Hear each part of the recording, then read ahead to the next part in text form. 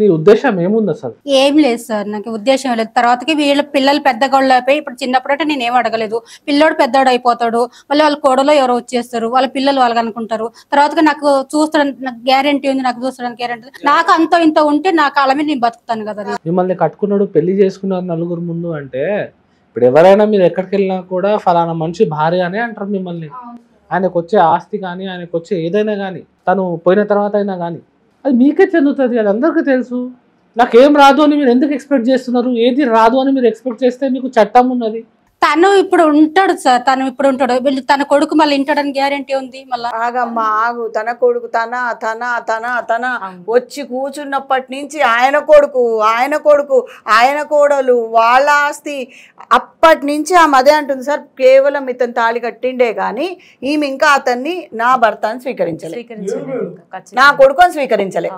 ఎప్పుడో నా కొడుకుని నోటితో కూడా విలువలేదు మేడం.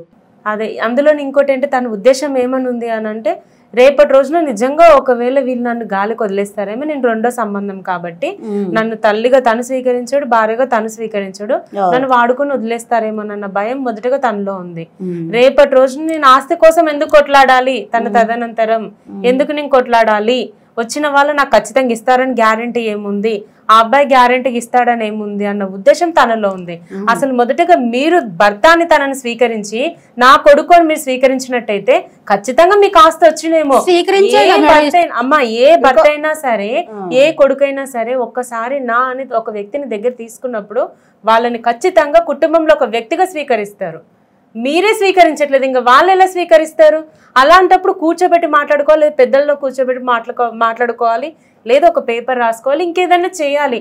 అంత అనుమానం కనుక ఉన్నట్లయితే అదంతా వదిలిపెట్టి ఈ అడ్డమైన వ్యవహారాలన్నీ నడిపించుకుంటూ మళ్ళీ తిరిగి రిటర్న్ వాళ్ళని అనడం ఏంటి? నువ్వు నేను ఏం అనలేదు, నాకు ఇంట్లో ఏం చెప్పలేదు. ఏం చెప్పలేదు నీకు? నువ్వు ఎందుకు ఇట్లా పోతున్నావు, వాళ్ళ బండ మీద ఎందుకు పోతున్నావు, నాకు అడగలేదు అసలు నీ క్లారిటీగా ఒకటి అర్థం అవుతుందా? ముందు నీ బుర్రకి ఎక్కించుకో, మేమేం మాట్లాడుతున్నాం, మేం క్వశ్చన్ వేస్తున్నాం అన్నది.